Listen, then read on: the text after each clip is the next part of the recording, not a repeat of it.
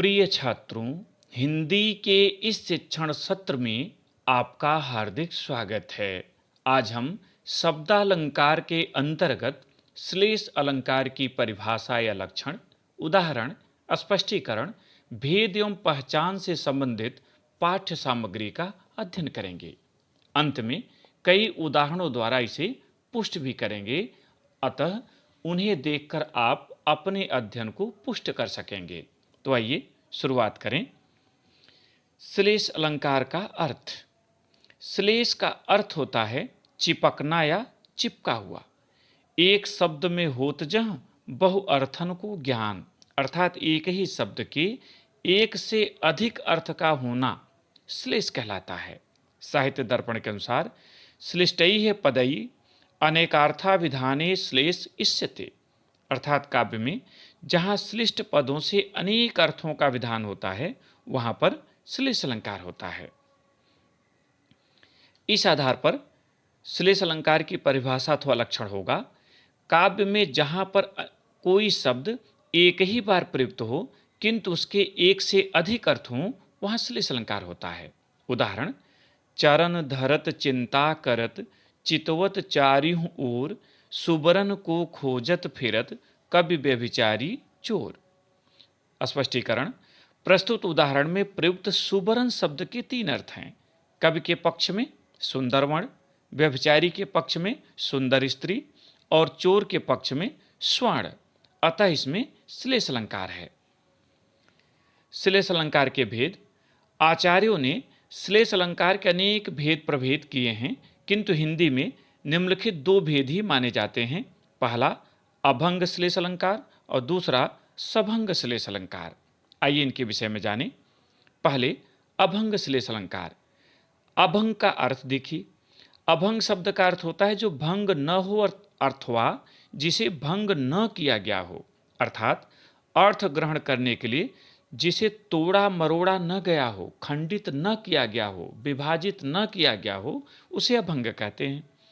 इस आधार पर अभंग श्लेष अलंकार की परिभाषा अथवा लक्षण होगा, काव्य में जहां पर प्रयुक्त शब्द को खंडित किए बिना एक से अधिक अर्थ निकलते हों वहां अभंग श्लेष अलंकार होता है। उदाहरण, रहीमन पानी राखिए बिन पानी सब सून, पानी गए न उबरे मोती मानुष चून।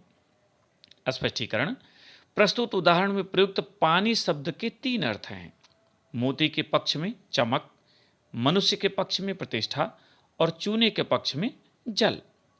इसमें पानी शब्द का अर्थ ग्रहण करने के लिए इसे खंडित नहीं किया गया है, अतः इसमें अभंग श्लेष अलंकार है। ध्यान दीजिएगा कि कहा जाता है कि तीसरे पानी शब्द के तीन अर्थ हैं, किंतु नियमानुसार प्रत्येक पानी के तीन अर्थ हैं यहां पर। दूसरा सभंग श्लेष अलंकार। सभंग का अर्थ देखें। सभंग शब्द का अर्थ है जो भंग हुआ हो अथवा जिसे भंग किया गया हो, अर्थात अर्थ ग्रहण करने के लिए जिसे तोड़ा मरोड़ा गया हो, जिसको खंडित किया गया हो, विभाजित किया गया हो, वह सभंग कहलाता है। इस आधार पर सभंग श्लेष अलंकार की परिभाषा अथवा लक्षण होगा, काव्य में जहां पर प्रयुक्त शब्द को खंडित करके ही एक से अधिक अर्थ निकलते हों वहां सभंग श्लेष अलंकार होता है। उदाहरण, चिरजीवौ जोरी जुरे क्यों न स्नेह गंभीर, को घट ए वृष भानुजा वै हलधर के वीर। स्पष्टीकरण देखें। इस उदाहरण में वृषभानुजा और हलधर दोनों के दो दो अर्थ हैं। तो स्पष्टीकरण इस तरह से लिखेंगे आप। प्रस्तुत उदाहरण में प्रयुक्त वृषभानुजा शब्द के दो अर्थ हैं। वृषभ धन अनुजा बराबर वृषभानुजा। वृषभ माने बैल, अनुजा माने बहन। बैल की बहन अर्थात गाय एक अर्थ हुआ, और वृषभानुधनजा वृषभानु की पुत्री अर्थात राधा। इसमें प्रयुक्त हलधर के भी दो अर्थ हैं। हल को धारण करने वाले अर्थात श्री कृष्ण के बड़े भाई बलराम, और बैल। यहां अर्थ ग्रहण करने के लिए वृषभानुजा शब्द को खंडित करना पड़ा है, अतः यहां सभंग श्लेष अलंकार है। श्लेष अलंकार के कुछ अन्य उदाहरण देखें। पहला, मंगन को देख पट देत बार बार है। यहां पट में श्लेष है। पट के दो अर्थ हैं, वस्त्र और किवाड़। वह मंगन माने याचक को देखकर बार बार दान में वस्त्र देता है, एक अर्थ होगा। और दूसरा होगा कि वह याचक को देकर किवाड़ बंद कर लेता है, दरवाजा बंद कर लेता है, ताकि उसे कुछ देना ना पड़े। तो पट के कारण यहां दो अर्थ हुए, इसलिए श्लेष अलंकार। दूसरा, रावण सिर सरोज बनचारी, चल रघुबीर सिलीमुख धारी। यहां सिलीमुख में श्लेष है। सिलीमुख के दो अर्थ हैं, बाण और भ्रमर। पहला अर्थ है कि सरोज बने कमल पर जैसे भ्रमर मंडराया करता है, उसी तरह से रावण के सिर पर श्री रघुबीर मने श्री राम के बाण मंडरा रहे हैं। तो दोहरा अर्थ सिलीमुख के कारण हुआ, इसलिए सिलीमुख के कारण यहां श्लेष अलंकार है। तीसरा, बहुरी शक्र सम बिनवों तो ही, संगत सुरानीक सम तेहि। अब यहां ध्यान दीजिएगा, सुरानीक में श्लेष है। सुरानीक के दो अर्थ हैं, सूरधन अनीक। सूर माने देवता, अनीक माने सेना, अर्थात देवताओं की सेना, एक अर्थ हुआ। और सुराधन नीक, सुरा माने मदिरा या शराब, और नीक माने अच्छी, अच्छी मदिरा। तो दो अर्थ लेने के कारण यहां श्लेष हुआ।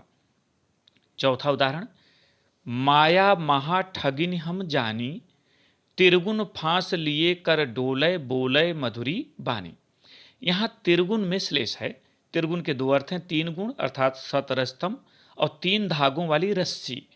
यह तिरगुन के कारण दो अर्थ आए हैं, इसलिए इसमें श्लेष अलंकार है। पांचवा, गुनते लेत रहीम जन, सलिल कूपते काढ़, कूपहु ते कहूँ होत है, मन काहू को बाढ़। यहां गुण जो प्रयुक्त है उसमें श्लेष है। उसके दो अर्थ हैं, एक है रस्सी और दूसरा है गुण। अर्थ इस तरह का है कि लोग गहरे से गहरे कुएं से रस्सी के सहारे जल को निकाल लेते हैं, तो क्या किसी का मन इतना गहरा होता है कि उसके गुणों की थाह नहीं ली जा सकती। अर्थात रस्सी और गुण दो अर्थ लिए गए, इसलिए यहां श्लेष है। छठा, जो रहीम गति दीप की कुल कपूत गति सोए, बारे उजियारो करे बढ़े अंधेरो होए। यहां बारे और बढ़े दोनों में श्लेष है और दोनों के दो दो अर्थ हैं। बारे के दो अर्थ हैं, बचपन और जलाना, तथा बढ़े के दो अर्थ हैं, बड़ा होने पर और बुझाने पर। कवि ने अर्थ किया है कि दीपक और नालायक पुत्र की दशा लगभग एक जैसी होती है। जैसे दीपक जलाने पर उजाला करता है, वैसे पुत्र के आगमन पर खुशियाँ आती हैं, किंतु दीपक को बड़े मने बुझा देने पर अंधेरा हो जाता है। उसी तरह से नालायक पुत्र के बड़े होने पर उसके कार्यों से कुल को कलंक लग जाता है। तो यहाँ बारे और बढ़े के दो दो अर्थ लिए गए, इसलिए श्लेष अलंकार है। सातवां देखिए, अजव तरवना ही रहो, श्रुत सेवत इक रंग, नाक बास बेसर लहो, बस मुक्तनु के संग। प्रस्तुत उदाहरण में तरवना, श्रुत, नाक और मुक्तन चारों के दो दो अर्थ हैं, चारों श्रेष्ठ पद हैं। क्या अर्थ हैं देखें। तरवना के दो अर्थ हैं, कान का आभूषण और उद्धार न होना, जो मुक्त न हो। श्रुत के दो अर्थ हैं, कान और वेद शास्त्र। नाक के दो अर्थ हैं, नासिका और स्वर्ग। मुक्तन के दो अर्थ हैं, मोती और सांसारिक माया मोह को त्यागने वाला, माने महापुरुष, श्रेष्ठ व्यक्ति। अर्थ इसके इस तरह लिए गए हैं कि आज भी कान का आभूषण कान की संगत में रहकर निम्न स्थान पे बना रहा, जबकि नाक का आभूषण बेसर मोतियों की संगत पाकर उच्च स्थान को प्राप्त कर गया। इसका दोहरा अर्थ होता है। अधूरा अर्थ है कि आज भी वेद शास्त्र केवल रट लेने वाले मुक्त नहीं हो सके, किंतु सत्संगत करने वाले मूर्ख लोग भी, अज्ञानी लोग भी उच्च स्थान अर्थात स्वर्ग को प्राप्त कर चुके हैं। तो दोहरा अर्थ लिया गया, इसलिए यहां श्लेष अलंकार है। आठवां देखें, यह अनुरागी चित्त की गति समझे नहीं कोई, ज्यों ज्यों डूबे श्याम रंग त्यों त्यों उज्ज्वल हो। यहां श्याम में श्लेष है। इसके दो अर्थ हैं, एक काला और एक श्री कृष्ण। तब कह रहा है कि इस प्रेमी मन के विषय में जाना नहीं जा सकता, कुछ कहा नहीं जा सकता। जैसे जैसे यह श्री कृष्ण के सांवले श्री कृष्ण के भक्ति में डूबता जाता है, वैसे वैसे उज्जवल होता जाता है। माने एक तरह से विरोधाभास हो रहा है कि सांवला रंग है, डूब रहा है, फिर भी श्वेत हो रहा है, और एक है कि श्री कृष्ण की भक्ति। तो यहाँ दोहरे अर्थ हैं, इसलिए यहाँ श्लेष है। नौवां देखें, मेरी भव बाधा हरो, राधा नागर सोय, जा तन की झाई परे, श्याम हरित दुत होय। यहाँ श्याम और हरित दूत दोनों मिश्लेष है। श्याम के दो अर्थ हैं श्री कृष्ण और काला, हरित दूत के दो अर्थ हैं हरा और प्रसन्न। इसका अर्थ होगा कि वे चतुर राधिका मेरे सांसारिक कष्टों को दूर करें, जिनके शरीर का गौर वर्ण देखकर श्री कृष्ण प्रसन्न मन वाले हो जाते हैं। और एक होगा कि उनके शरीर का गौर वर्ण श्री कृष्ण के जब काले रंग पर पड़ता है तो वे हरे रंग के हो जाते हैं। तो यहाँ दोहरा अर्थ लिया गया है और दो दो अर्थ श्लेष के कारण हैं, इसलिए इसमें श्लेष अलंकार है। 10वां और अंतिम उदाहरण देखें। खेलन सिखय अली भलय चतुर अहेरी मार, काननचारी नयन मृग नागर नरनु शिकार। काननचारी में श्लेष है, दो अर्थ हैं कानों तक विचरण करने वाले अर्थात बड़े बड़े नेत्र, और वन में विचरण करने वाले।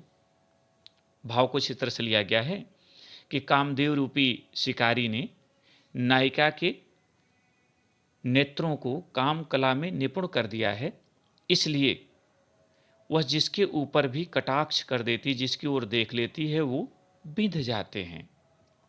यद्यप हिरण का शिकार होना चाहिए, किंतु यहाँ वो लोग बिंध जाते हैं। तो दो दो अर्थ लिए गए काननचारी के, इसलिए यहाँ श्लेष अलंकार है। इस भाग में इतना ही। अगले भाग में शब्दालंकार पूरा हुआ, अर्थालंकार से उपमा के साथ उपस्थित होंगे। तब तक के लिए बहुत बहुत धन्यवाद।